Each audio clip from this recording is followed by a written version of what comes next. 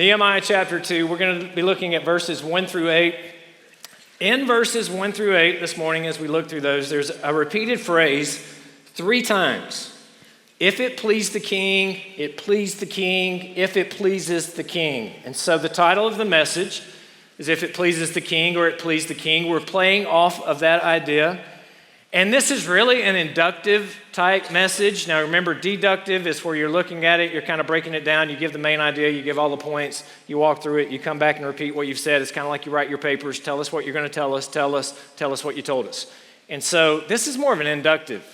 But we haven't done inductive very often, so I'm going to cheat a little bit and spoil the end because I assume you probably have already read it anyway. But before I give you the main idea, before we put it up on the screen, imagine the text that we're going to read in your mind. Nehemiah, the cupbearer, in the king's presence, bringing the king to serve the king the wine that is before the king. And when he brings the king the wine that he's serving him, the wine that he has chosen that's supposed to fit, the king looks at the cupbearer and says to the cupbearer, "What's wrong? Why are you so sad? Why does your face look like you're in a bad mood? This is nothing but sadness of the heart."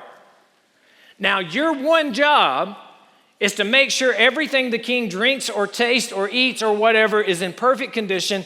And all of a sudden, you have presented this to the king, and the king looks at you and basically asks the question, "What's wrong with you?" You're in the presence of the most powerful man in all of the world, humanly speaking. Are you nervous? Well, I imagine in the king's mind, he's thinking, was there something wrong with that wine? Was there something wrong with that food?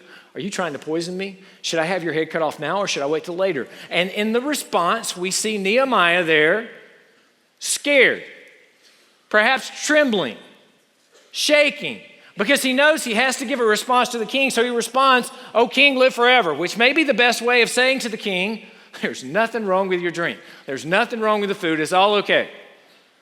And then he proceeds to present the ideas that he's been praying about, fasting over, thinking about for 90 to 120 days. It's a 4-month span. We don't know if it was at the end of 1 month and the beginning of that 4-month period, or if it was at the beginning and the end. So it's 90 to 100 days. It's the best range we can give you. And he's nervous. Have you ever been nervous before you presented something to somebody? Has there ever been news that you had to tell somebody that your heart began to race a little bit, your pulse began to increase just a little bit, you felt the shakes perhaps even as you were telling, your voice began to crack? Maybe it was in your first presentation in communications class where you're up in front of everybody and you don't like to do this, and all of a sudden you're so nervous.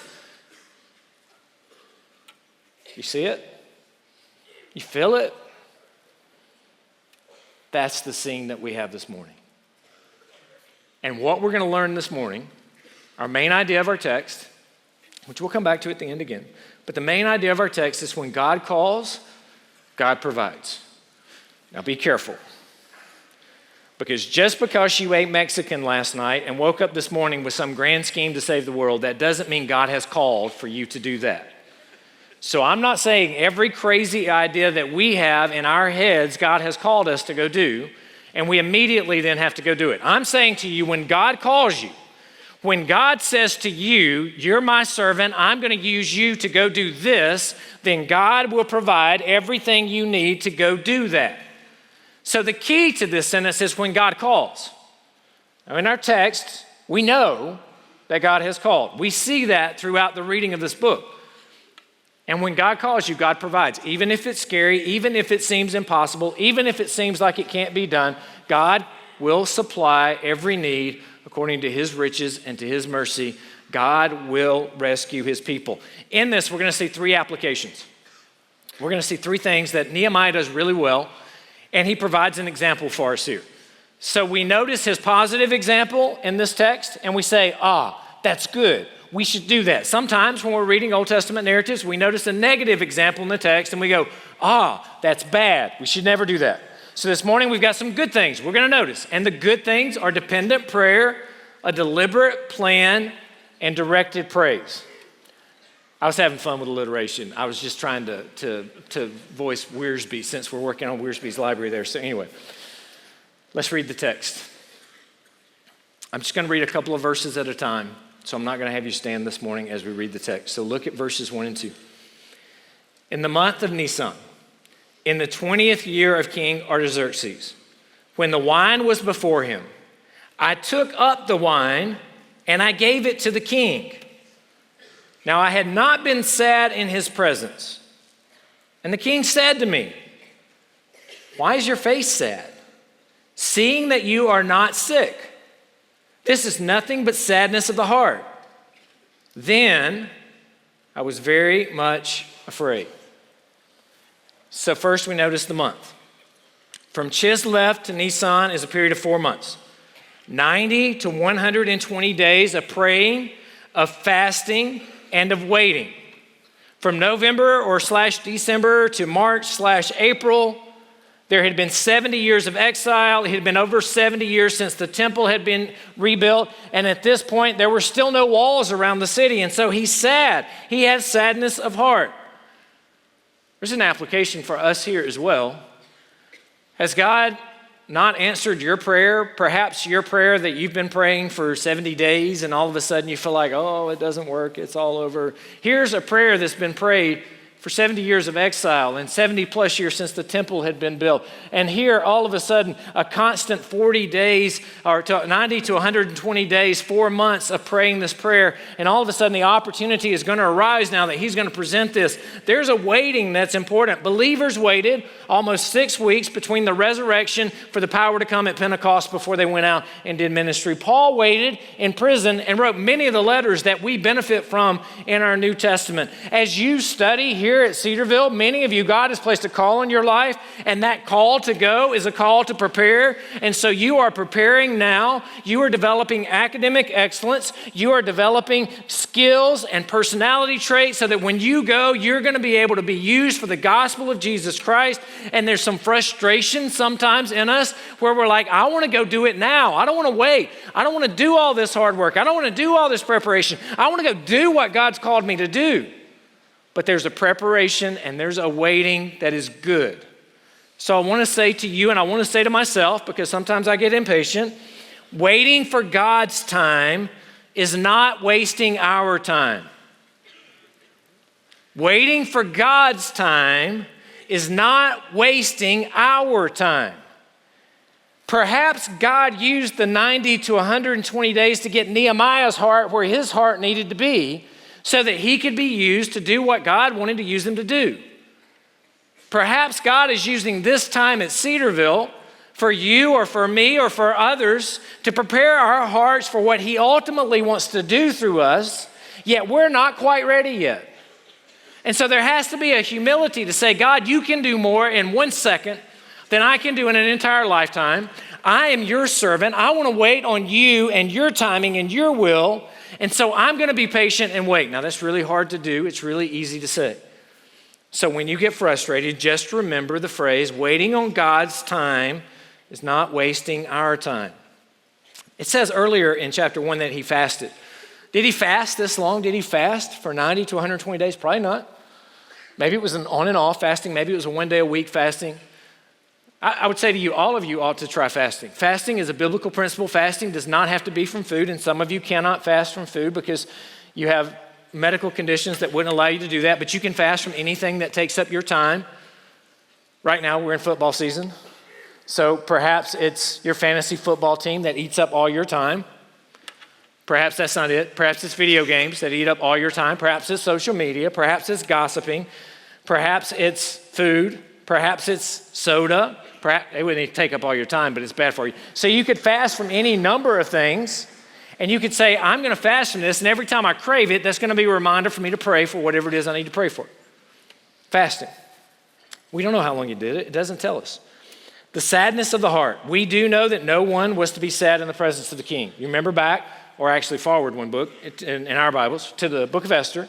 And in the book of Esther, you remember where Mordecai wanted to tell Esther what was happening, but he was in sackcloth and ashes and wouldn't dare go into the presence of the court. because he couldn't in that state. So we understand from that context, looking at what the Bible has told us, that you're not supposed to be sad in the presence of the king. After all, how could you be sad in such a magnificent space in front of such a magnificent person? You should always then have a smile on your face if you're in that type scenario. So if you're sad in the presence of the king, well, that's just a bad thing. You must be a disgruntled servant, and off with your head, and you're out of here. So that sadness of the heart then creates what he says here, then I was very much afraid. I'm really glad this little phrase is here in this verse, because how many of you have ever been very much afraid when God told you to do something? Every time I'm out somewhere or on a plane or wherever it is, and I feel the Holy Spirit's prompting to say, share the gospel with that person,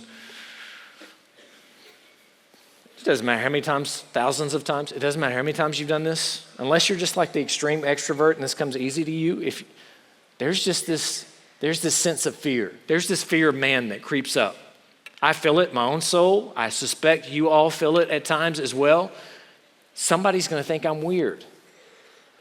Yeah, they probably will, and they're probably right. God, if I do this, what are people going to say about me? Am I going to be accepted? Am I going to be rejected? God, if I do this, there could be negative consequences. Some of you are going to face really serious situations at work. In the future, you're going to be questioned as to whether you're going to do what's right or whether you're going to do what's wrong. You're going to be in a secular environment, and you're going to perhaps have a boss that tells you to do something that you know in your mind and in your conscience you can't do. And you're going to be there before the Lord, and you're going to be very afraid. Lord, my faith at this point will have very serious consequences. And here, Nehemiah, in a serious situation that could cost him his life, says to us in a moment of transparency, then I was very much afraid. Now notice what he didn't do. He doesn't do this throughout the entire text. He didn't say, I was jumping for joy because I've got this covered. You know the arrogance that we all tend to put on, or at least when we tell the story in hindsight? Here, he says he was afraid. There's an importance in that transparency of being afraid. Notice what happens here. Why is he afraid before an earthly king? Well, that's because earthly kings only see the outside.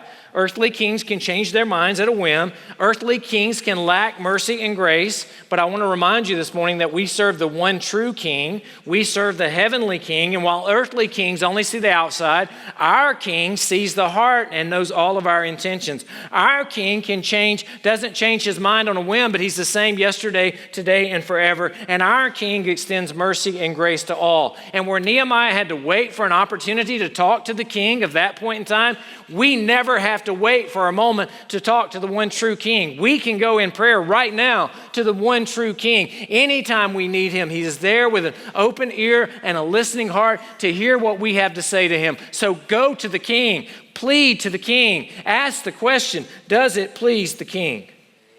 Verse 3. I said to the king, let the king live forever. Standard greeting, wise way to start, showing respect. And so then he launches in, as we'll see here.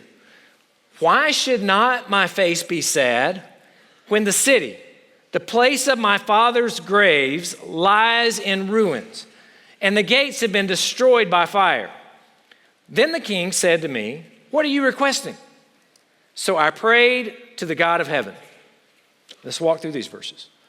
First of all, ask yourself the question, why did the king care? Why is the king asking the question? Well, perhaps the king cared because Proverbs 21:2 tells us that the king's heart is a stream of water in the hand of the Lord, and he turns it wherever he wills. Now notice here, as the question comes, what's wrong with you? Long live the king. And then it says, so I prayed. Why should not my face be sad? The place of my fathers. Why did he pray here? How did he pray here? He's before the king. He's standing here. At the end of this, in verse 4, it tells us he prayed. This is not one of those close my eyes, fold my hands, get down on my knees. I mean, if he had done that before the king, that would have had a very different connotation before the king. This is probably a very quick 4-second prayer backed up by 4 months of prayer.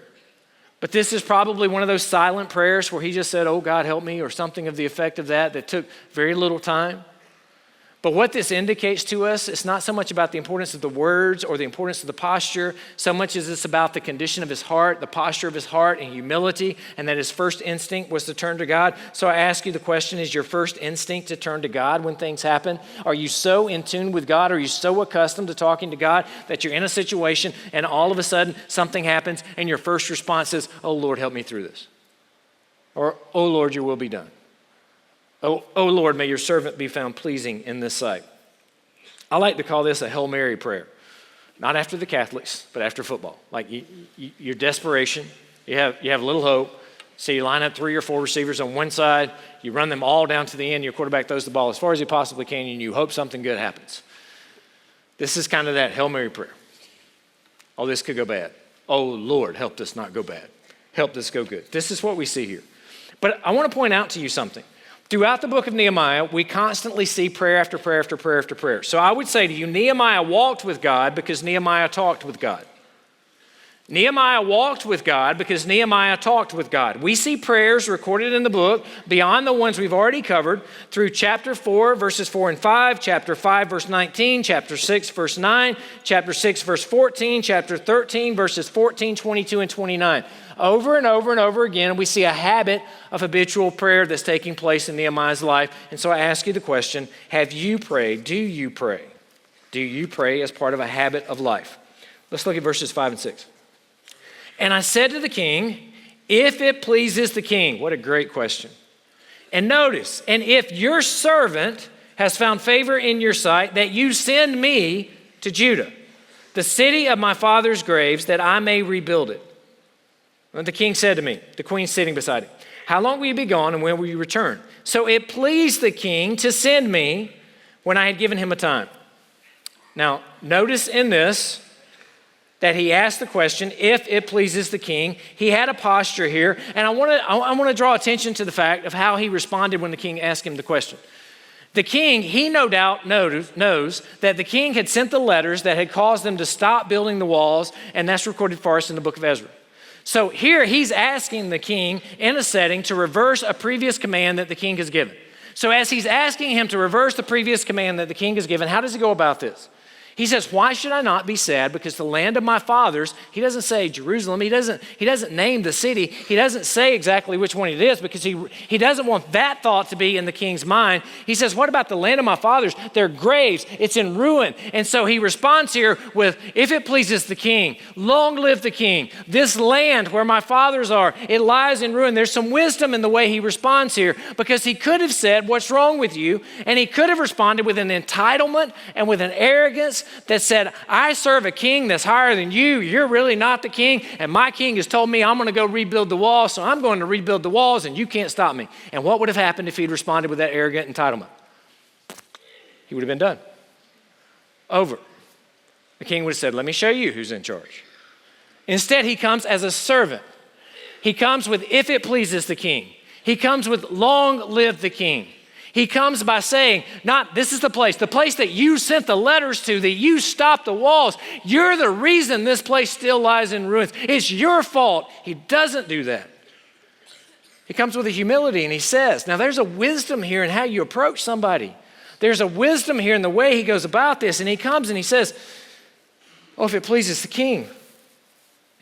If it pleases the king, your servant. Notice the words, your servant here. There's no entitlement. There's a humility. Your servant, if I found favor in your sight, that you send me to Judah. He gives him a little more detail at this particular time. Still doesn't give him exact detail, although the king would have known where he was from. To the city of my father's graves that I may rebuild it.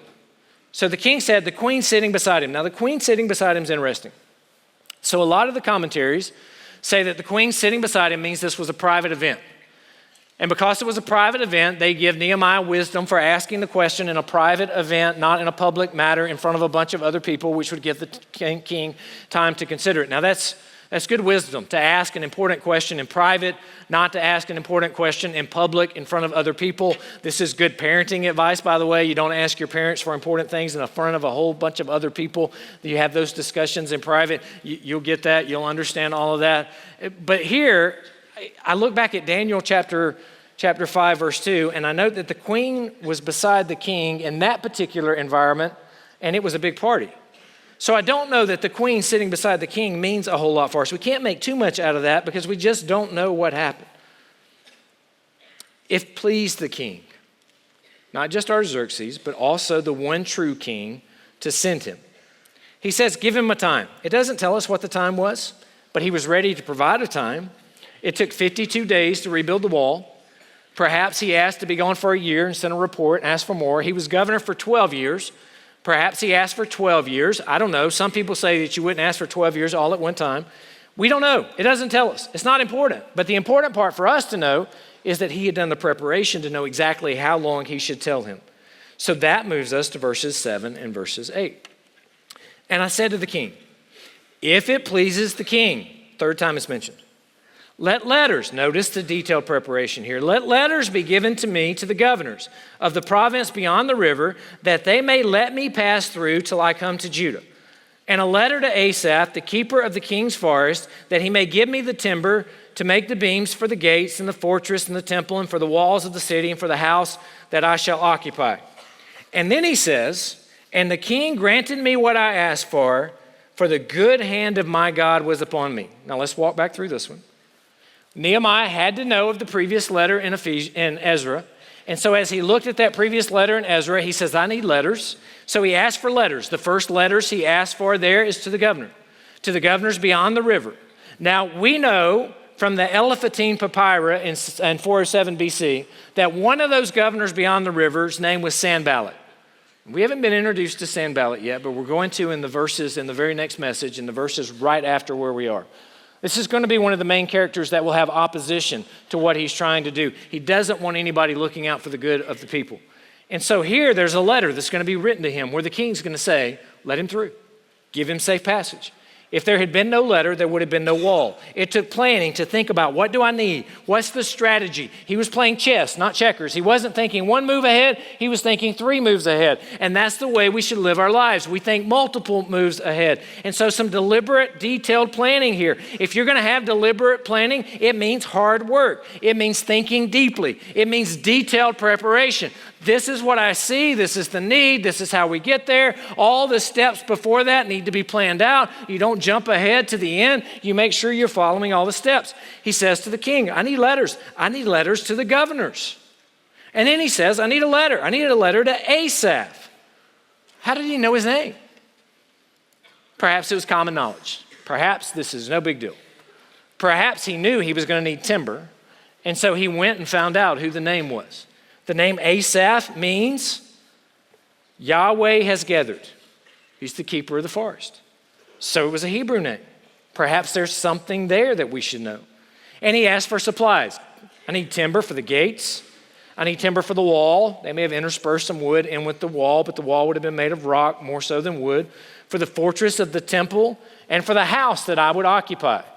How did he know about the house? He'd never been there before. Perhaps he asked those questions when he was talking to those who had given him the report. He thought, if I'm going to go there, if I'm going to help do this, I've got to have a place to live. If I've got to have a place to live, there needs to be a house. If there needs to be a house, it's probably not in good condition, so I'm going to need some timber. He thought through all these things, and then the one moment that he had, a quick moment, a spur-of-the-moment opportunity, he said, these are the things I need. He knew off the top of his head, I need letters to the governor. I need letters for the wood. I'm going to need wood for this, this, this, and this. He was prepared. He knew the supplies. He knew the living situations. He didn't go on Google and Google things that I need to do to rebuild the walls and then print out a list of the blog. He had to sit down and think diligently about all of this. This is deliberate planning. This is detailed work.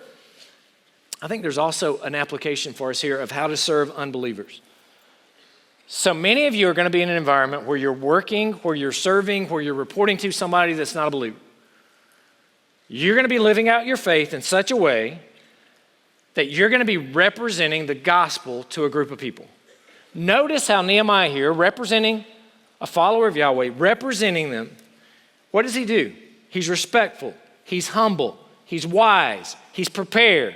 He demonstrates excellence in what he does. He didn't demonstrate arrogance or entitlement. He wasn't lazy. He had done the work. And so here there's a lesson for all of us that when we go before unbelievers, we should do so with excellence. And that excellence carries a testimony. But then notice lastly here what he says. And the king granted me what I asked for. Now, how would you tell the story? How would I tell the story? Man, let me tell you what happened. I did all of my homework. I had all of my ducks in a row. I had all of my points alliterated. I made sure I knew exactly what needed to happen. Man, I was on my game and I was spot on, and the king asked me a question and I rattled it off just like this, and the king was so impressed with my skill that the king said, I'll do all of it for you. Sound familiar? Does it sound like how we tell our high school hero stories? Does it sound how we talk about an achievement that we do now? I think there's a big lesson to learn about directed praise here from Nehemiah. Nehemiah knew in his heart, he knew the truth. The reason he got the response he received was because the good hand of my God was upon me. So what's the main point of our text? We come back around to the main point, and then we're going to walk through some application. The main idea is when God calls, God provides. If God's called you to go do something, God will provide. The key is, has God called? God has not called you to sing in heart song if you can't carry a tune in a bucket. Just hasn't. God has not called you to be an engineer if you can't do math. He just hasn't. God has not called you to be a nurse if you can't stand the sight of blood. It's all about where God has called us. And so we need to make sure we pay attention to that. Dependent prayer, deliberate plan, and directed praise. Now let's walk through some application. We're going to walk through them just in those three. Dependent prayer. If it pleases the king. Oh, what a great question for us to ask. If it pleases the king, send me. You notice a problem. You notice an injustice. You notice something's wrong. You notice an area where the gospel is not. Instead of praying, God, would you send somebody else? Instead of praying even perhaps sometimes, God, would you send me? Perhaps the prayer should be, God, why should I not go and help solve this problem? Why should I not be part of the solution? A prayer that you should pray upon graduation as you're looking at all the job opportunities. Why should you not look at the country and say, where are places in these churches? Oh, I've got an opportunity to go here. Well, there's a church plant this here. I can call that pastor who's trying to plant a church, and I can go there and be somebody with a vocation that has a Bible minor that can walk alongside them, that can help plant a church in a place where God is not glorified to restore the glory of God. If it pleases the king, send me. This should be our prayer all the time. Lord, there's a problem in this earth. If it pleases the king, send me. Not send somebody else, not take care of it. Lord, if it pleases you to send your servant to go do your work for your glory, send me. That's a great prayer. That's a great prayer for all of us. So I would say to you by way of challenge this morning that you should serve an audience of one. If you serve an audience of one, you should not be afraid to fail. You should not be worried about the stress or the anxiety of you having to accomplish it. Think about all of the load that could have been on Nehemiah all at this point in time. But Nehemiah said, if it pleases the king, not the earthly king so much as the heavenly king, send me. So PhD stands for post hole digger. If you didn't know, that's what it stands for. So this morning, I want you to get in your mind and think of yourself, all of us, as just post hole diggers for the one true king. He says, you need a post hole right here. I start digging. He says, no, I need one over here. Okay, fine by me. I start digging. He says, you need one back here? That's not in a straight line. I don't care. You're the king. I start digging. It's not my job to sort it all out. If I fail, it's okay. As long as I'm serving the one true king, a servant and a good steward, and someone who's just doing exactly what I'm told. Now think about what he left. He left the comforts of the palace, the fine food, the wine, the safety. He went to a difficult assignment, a dangerous assignment in a place he had never lived or known or visited. But it pleased the king. So send me.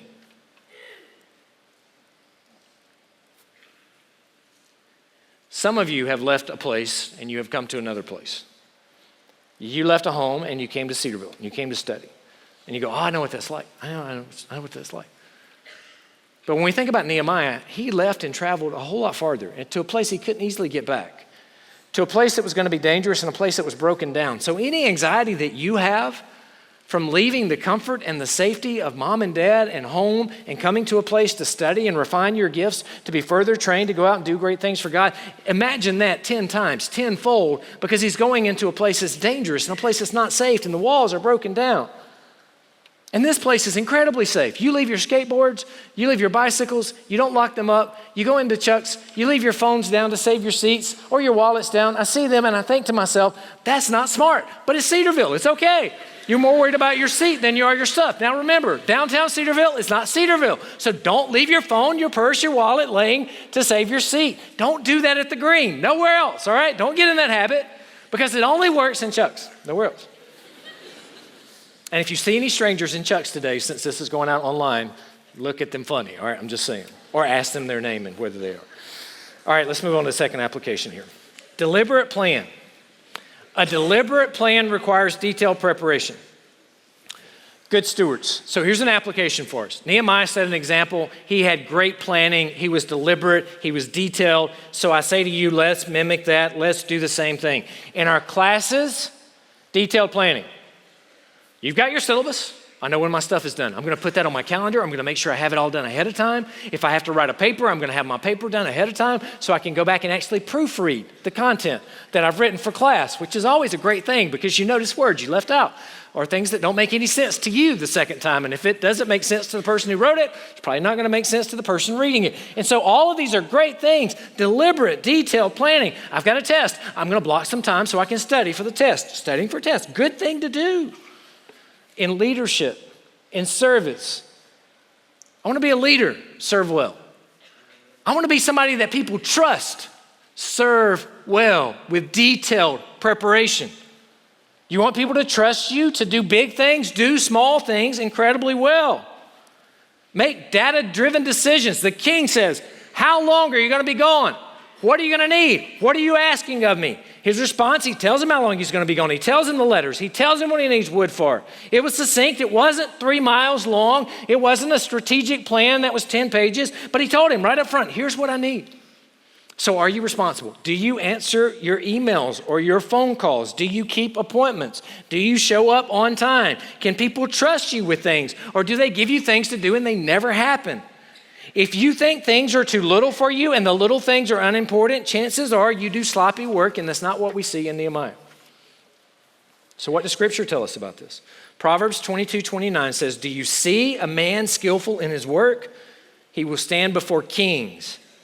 He will not stand before obscure men. Serve well. Detailed preparation. Proverbs 24:27 says, prepare your work outside. Get everything ready for yourself in the field, and after that, build your house. Get it all ready, prepared, ready to go. Colossians 3:23 and 24, whatever you do, work heartily, as for the Lord and not for men, knowing that from the Lord you will receive the inheritance as your reward. You are serving the Lord Christ. So we should believe in deliberate planning. Right alongside that, dependent praying. Directed praise. Who receives the glory? There's another narrative that could have gone here. Why did Artaxerxes want Nehemiah to go? Well, political situations in that time might have made it a good idea. The viceroy of Syria, a man by the name of Megabyzus, led a revolt against Artaxerxes. He was forced into submission, but between Syria and Egypt was this place called Judah. Oh, is that why it happened? Think about the credit. This happened because of my personality, my skill, my position, my way with words, my winsome attitude, my brilliance, my research, my ability, my compelling nature, my, or this happens. Why did these good things happen? Somebody asked you, because the good hand of my God was upon me. Is that our response? Oh, it should be. Because see, we're not supposed to be the ones who receive the glory. We're supposed to be the ones that hold that mirror up, reflecting the glory back to the God who has given us all of those abilities. And when we hold that mirror up, reflecting that glory back to God, that's attractive to other believers. And that causes non-believers to wonder, why are they doing that? And so there's a gospel witness that goes forward. When you do the me, can I just be honest with you and say that arrogance is not attractive at all? And the longer you're a Christian, that arrogance is even less attractive. And that arrogance leads to a pridefulness, and it leads to an entitlement that then leads to a fall. Don't go with arrogance. Go with humility. The axe cannot boast of cutting down the tree. It's just an axe. It can do nothing without the woodsman. The hammer cannot boast of building the house. It's just a hammer.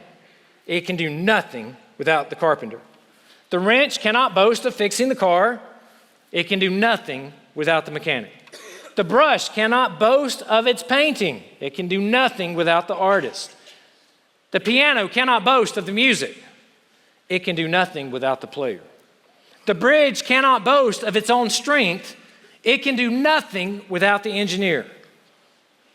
And brothers and sisters, we cannot boast of anything that we do in this life because we can do nothing without the Creator and the giver of good gifts. Are you incredibly smart? Thank the Lord for the intelligence that He has given you and use it as a good steward before God. Do you have an outgoing, winsome personality with an incredible sense of humor? Thank the Lord for the gift that He has given you and use it as a good servant before God.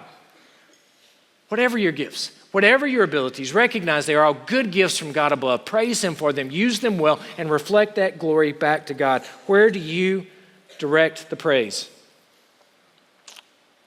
The more successful you are, the greater the temptation to be prideful. The more people look and say, oh, but nobody could have done this but you. Think about Nehemiah. Oh, nobody could have rebuilt the walls but you, Nehemiah. No. It's the good hand of my God that was upon me. He prepared all these things. He did all these things. He could do all these things with another person. He could do all these things with rocks. He could do all these things without anything. It's the good hand of my God that was upon me. So if you're sitting here this moment and you know in your own spirit there's a prideful arrogance, maybe today is the Lord saying to you, well, you better get rid of that. You better knock that off. Because if you don't, He will. Where do you direct the praise? Robert Murray McShane had a quote that I'll leave you with in closing. He says, I fear the love of applause. May God keep me from preaching myself instead of Christ crucified. When I take the praise, I'm a thief, stealing the praise from the place where it belongs. May God guard all of our hearts to fear the applause of men. May God keep us from preaching ourselves instead of Christ crucified. Dear Lord, we thank you for your word. We thank you for the example it is. We pray that you will help us to apply these things. Lord, we pray that you'll help us to be sensitive to where you're calling us, because we know when you call, you provide. Lord, we pray that you will help us to make sure that we are dependent in our prayer, that we are detailed in our preparation, and Lord, that we direct the praise back to you. It's in Jesus' name I pray. Amen. And you are dismissed.